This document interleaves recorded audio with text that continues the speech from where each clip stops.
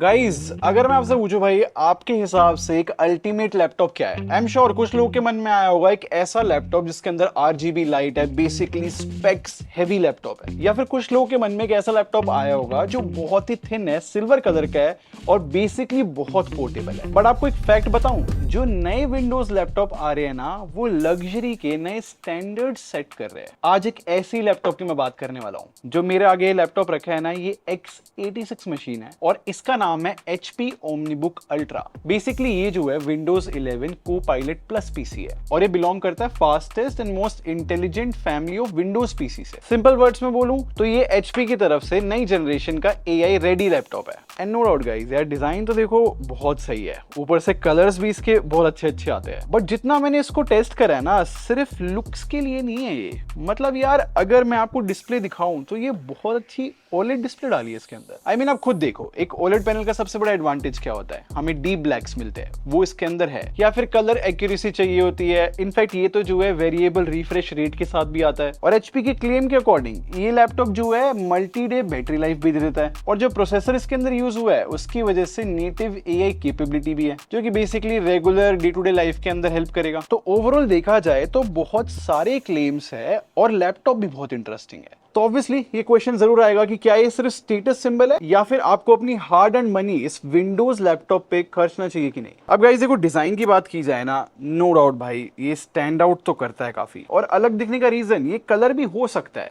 देखो, जो 2 लाख रुपए के लैपटॉप्स आप मार्केट में देखोगे ना, क्या तो वो ब्लैक है या फिर सिल्वर है, ग्रे है। बट ये जो लैपटॉप है ये सिल्क सैंड कलर में आता है। और जब मैंने पहली बार इस लैपटॉप को देखा था भाई, पता लग रहा था कि एक प्रीमियम लैपटॉप बनाया है। और एक और चीज नोटिस करना कि ये जो है टेपर डिजाइन है, मतलब आगे से लैपटॉप जो है थिन है और पीछे वाली साइड से थोड़ा सा थिक हो गया है। और लैपटॉप को ऐसे होल्ड कर रहा हूं ना, सारी जगह से शार्प है ये। अब गाइस स्पेसिफिकली थिकनेस की बात करूं ना, देखो जो रेयर वाली साइड है ये 10.7 mm है, जबकि फ्रंट की मैं बात करूं तो वो 7.34 mm है। बेसिकली एक स्लिम फॉर्म फैक्टर है और वेट भी कम है, 1.27 kgs, तो इजीली किसी भी बैग में लाइक फिट आ जाता है। 14 इंच का फॉर्म फैक्टर है, मेटल बॉडी है। देखा जाए पोर्टेबिलिटी बहुत सही बनाई है यार इस लैपटॉप की। और इफ इन केस कोई स्टूडेंट्स को खरीदता है, आई थिंक भाई इसकी स्टाइल स्टेटमेंट अच्छी है। एक तो लाइट वेट भी बहुत ज्यादा है, तो पोर्टेबल भी काफी है। और इस लैपटॉप के पोर्ट्स में आपको दिखाता हूं, यहाँ पर 3 थंडरबोल्ट 4 पोर्ट डाले हैं। तो ऑब्वियसली इन टाइप सी पोर्ट से जो है लैपटॉप चार्ज भी हो जाता है और 4K मॉनिटर भी कनेक्ट कर सकते हैं। और क्योंकि ये प्रीमियम लैपटॉप है तो भाई Wi-Fi 7 भी दिया है और ब्लूटूथ 6.0, तो कनेक्टिविटी वाइज तो भाई बिल्कुल सॉर्टेड है। और गाइस लैपटॉप की वेट डिस्ट्रीब्यूशन बहुत सही है यार, यहाँ पर एक फिंगर से आराम से खुल जाता है, बेस ऊपर नहीं आया। और वैसे तो मेटल बॉडी है, मैं यहाँ पर देख रहा था स्क्रीन में वॉबल वगैरह नहीं है ज्यादा। बट पता है क्या गाइस, ये जो डिस्प्ले है पूरी 180 डिग्रीज तक पीछे नहीं जा सकती, लाइक एक सर्टेन एंगल पे आके रुक जाती है। और अगर हम बहुत फास्ट टाइप करते हैं ना, तो काफी बार जो है स्क्रीन ऐसे वॉबल करने लगती है। आई थिंक HP को चीज थोड़ी सी और बेटर करनी चाहिए। और ड्यूरेबिलिटी की बात करूं तो देखो, HP के अकॉर्डिंग ना इस लैपटॉप ने 20 मिलिट्री ग्रेड टेस्ट पास करे, वो भी 25,000 आवर्स की टेस्टिंग के बाद। आई मीन इस टेस्ट के बारे में पढ़ रहा था, जैसे कि इन्होंने 30 इंच ड्रॉप टेस्ट भी करा है और एक्सट्रीम टेम्परेचर टेस्ट भी करा है। तो इन सारे क्लेम्स के अकॉर्डिंग ये एक लग्जरी लैपटॉप के साथ साथ स्टडी भी लग रहा है। फिर नेक्स्ट अगर मैं कीबोर्ड और ट्रैकपैड की बात करूं तो भाई देखो, ट्रैकपैड तो बहुत अच्छा है, यहाँ पर हैप्टिक फीडबैक भी है। तो बाकी प्रीमियम लैपटॉप की तरह काफी बड़ा ट्रैकपैड है, रिस्पॉन्सिव है। इनफैक्ट जो कीबोर्ड का फीडबैक है वो भी बहुत अच्छा है, टाइपिंग में अच्छा लग रहा है। बट मैंने एक चीज नोटिस करी है, जो एरो बटन है ना काफी छोटे बनाए हैं। तो अगर किसी की लाइक बड़ी फिंगर है, हो सकता है भाई उसको यूज टू होने में टाइम लगे। सिमिलरली मैंने जो है डिस्प्ले भी टेस्ट करी है, मैं कुछ ओपिनियन शेयर करता हूँ। देखो 14 इंच का पैनल है, 3K रेजोल्यूशन है और मोस्ट इंपॉर्टेंटली एक OLED डिस्प्ले है। और कलर्स की भी बात करूं तो 100% DCI P3 कवर करता है, ये बहुत अच्छी चीज है। और हाई रिफ्रेश रेट भी दिया है, 120 हर्ट्ज के रिफ्रेश रेट की वजह से स्क्रॉलिंग या फिर इन जनरल स्मूथ लग रहा है सब कुछ। और फनी बात ये है कि जब मैंने इसको टेस्ट करना स्टार्ट किया तो मैंने बहुत टाइम तक रियलाइज ही नहीं किया कि ये टच स्क्रीन लैपटॉप भी है। वो तो गलती से मेरा हाथ लगा, डिस्प्ले रिएक्ट किया तो मुझे लगा हाँ भाई चलो टच स्क्रीन भी है। और मुझे ऐसा लगता है भाई एक लैपटॉप के हिसाब से बहुत ही अच्छी डिस्प्ले डाली है। मतलब मैंने टेस्टिंग के लिए HDR कंटेंट चलाया था, कलर्स इतने अच्छे लग रहे हैं, वाइब्रेंट है, ब्राइट भी काफी लग रही है डिस्प्ले। और जब मैंने डिस्प्ले ब्राइटनेस के स्पेक्स देखे ना, तो 500 निट्स पीक ब्राइटनेस थी और ये स्क्रीन जो है HDR 1100 भी सपोर्ट करता है। अब कंटेंट की बात चली रही है तो स्पीकर्स भी थोड़ा डिस्कस करते हैं। देखो विंडोज लैपटॉप में जो है ना, स्पीकर्स स्पीकर्स बेस्ट नहीं रहते। बट इस लैपटॉप में ना फ्रंट फायरिंग स्पीकर नहीं मिलते guys, bottom firing quad speaker setup मिलता है। और एचपी का कहना है कि इन्होंने पॉली स्टूडियो से ट्यून कराया है। और जब मैंने इसमें कंटेंट देखा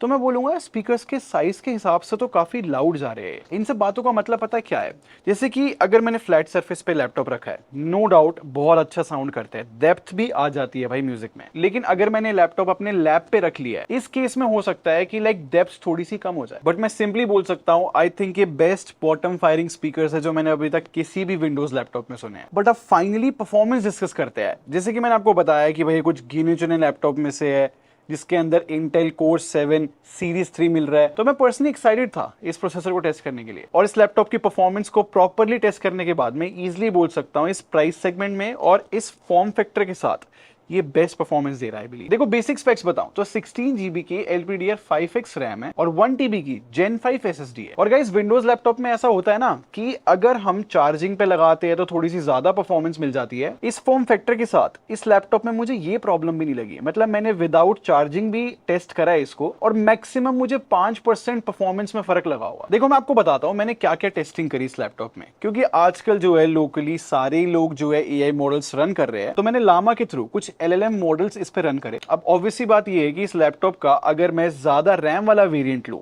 तो जितने भी AI मॉडल्स है वो बेटर वर्क करेंगे। बट मेरे पास 16 GB वाला है तो इसलिए 8 बिलियन पैरामीटर्स या फिर 10 बिलियन पैरामीटर्स वाले जो AI मॉडल्स है वो इजिली रन कर रहे हैं इस लैपटॉप पे। या फिर दूसरा एग्जांपल मैं अगर प्रीमियर प्रो का लूं तो जितनी भी इस पे मैंने वीडियो एडिटिंग करके देखी है ना, मैंने इसमें सच कोई हीटिंग इश्यूज तो नहीं देखे। आई मीन जो इसके फैंस है वो बहुत तेज स्पिन करना स्टार्ट नहीं करते। और HP ने इस लैपटॉप में एक dedicated vapour chamber cooling system भी डाला है। तो मैंने इस लैपटॉप पे जितने भी हेवी टास्क रन करे टेस्ट करने के लिए, तो जो कीबोर्ड ट्रैकपैड वाला एरिया है ना वो गर्म नहीं होता है बहुत। और इंटरेस्टिंग बात पता है क्या गाइस, इस प्रोसेसर में जो हमें इंटीग्रेटेड जीपीयू मिलता है ना यार, वो काफी पावरफुल है। मेरा पॉइंट समझने की कोशिश करना, मतलब इसमें इंटीग्रेटेड जीपीयू है। स्टिल मैंने इसमें प्रीमियर प्रो जब भी रन करा या फिर एडोबी आफ्टर इफेक्ट्स चलाया या फिर गेमिंग करी, और इस लैपटॉप में विंडोज 11 है। And I think guys Windows जो है बेस्ट ऑपरेटिंग सिस्टम है गेमिंग के लिए। जैसे कि वैलोरेंट, साइबरपंक तक मैंने खेला। ये सारी चीजें टेस्ट करते समय ना मतलब मुझे एक बार भी नहीं लगा कि डेडिकेटेड जीपीयू नहीं, इसमें इंटीग्रेटेड जीपीयू मिलता है। देखो मैं ये नहीं कह रहा कि डेडिकेटेड जीपीयू से बेटर है ये, ऑब्वियसली डेडिकेटेड जीपीयू हमेशा बेटर ही रहेंगे। बट हमने यूजुअली देखा है किसी भी लैपटॉप में अगर डेडिकेटेड ऐसे जीपीयू रहता है RTX 5050 जैसे, तो वो हमें ग्राफिक्स परफॉर्मेंस अच्छी दे देते हैं लेकिन बैटरी लाइफ काफी कम हो जाती है। बट इस लैपटॉप के साथ ऐसा नहीं है। मैं बहुत दिनों से इसको टेस्ट कर रहा हूँ, 10 से 12 घंटे इजिली लैपटॉप मेरा चल जाता है। और सबसे इंटरेस्टिंग बात पता है क्या है, अगर मैं लगातार गेमिंग भी करूं तब भी ये 5 घंटे के अराउंड चल सकता है। या फिर मैं एडोबी प्रीमियर प्रो पे लगातार वीडियो एडिटिंग भी करता हूं तब भी 5-6 घंटे लैपटॉप चल सकता है, जो कि बहुत अच्छा बैटरी बैकअप बोला जाएगा। और चार्जिंग की भी बात करूं तो HP ने जो है बॉक्स में एक छोटा सा 65 वॉट का गैन चार्जर भी इंक्लूड करा है। तो इसका मतलब इस सेम चार्जर से मैं अपना फोन भी चार्ज कर सकता हूं। और मैंने एक चार्जिंग टेस्ट भी रन करा था, मतलब 45 मिनट में ये लैपटॉप 50% चार्ज हो जाता है। अब क्योंकि HP ने एक प्रीमियम लैपटॉप बनाया है और इसको पोर्टेबल भी रखा है, तो लाइक बैटरी वाला कोई इशू नहीं है। सच कोई बैटरी एंग्जाइटी तो मुझे फील नहीं हुई जैसे कि विंडोज लैपटॉप में कभी कभी हो जाता है। और AI वाला एंगल भी देखा जाए ना तो विंडोज 11 है, इसलिए इसमें जो है कोपायलट प्लस PC का भी सर्टिफिकेशन मिल जाता है। और इस प्रोसेसर की NPU की भी बात करें तो 50 टॉप से देता है, जो कि एक बहुत अच्छा नंबर है AI के हिसाब से। AI वाला एंगल भी देखा जाए तो क्योंकि ये लैपटॉप जो है